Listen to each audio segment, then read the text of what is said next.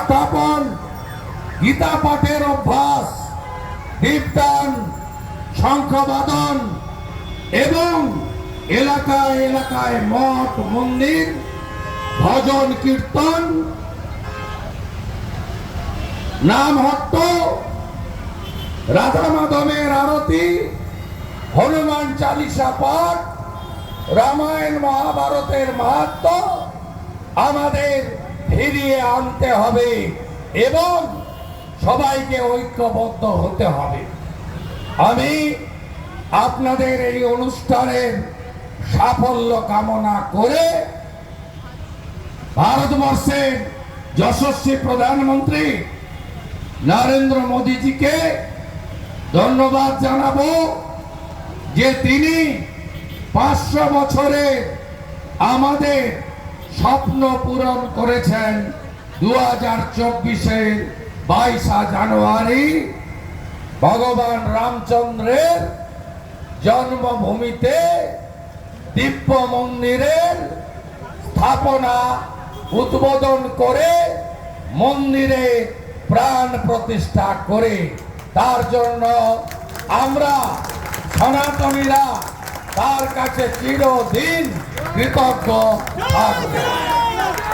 সবাই ভালো থাকবেন, এক হবেন তো, সামাজিক রাজনৈতিক ভাবে ভাগাভাগি করবেন না তো, ধ্বজের নিচে সবাই এক হবেন তো।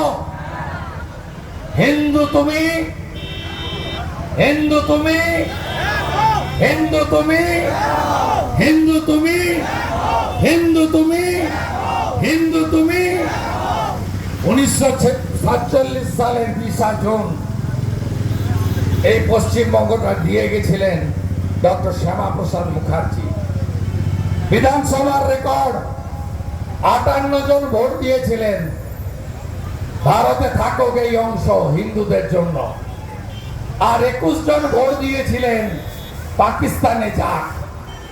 সেদিন যদি পূর্ব পাকিস্তান আজকের বাংলাদেশ আপনি থাকতেন, তাহলে আমার দক্ষিণেশ্বর, আমার তারাপীঠ, আমার কালীঘাট, আমার মদন মোহন জিউ, আমার ইস্কন, আমার ভারত সেবাশ্রম সংঘ, আমার রামকৃষ্ণ মঠ মিশন, আমার মা বর্গ বিমা থাকতো কি? থাকতো না। তাই ডক্টর শ্যামাপ্রসাদ মুখার্জিকে স্মরণ করে এই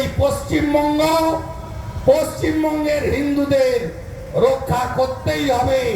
তোষণের নামে, ধর্ম নিরপেক্ষতার নামে, ভোট ব্যাংকের রাজনীতির জন্য যারা পশ্চিমবঙ্গকে বাংলা স্থান করতে চান তাদের বিরুদ্ধে প্রয়োজনে হাতে ত্রিশূল, বুকে শাক নিয়ে আমাদেরকে নতুন করে জাগতে হবে, নবজাগরণ করতে হবে। জয় জয় শ্রীরাম।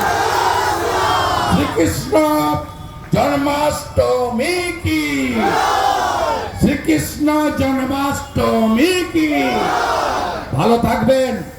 আমাদের বোনটির বিদেয়ী আত্মা অমরত্ব পাক, তার বিদেয়ী আত্মাকে প্রণাম জানিয়ে শেষ করলাম।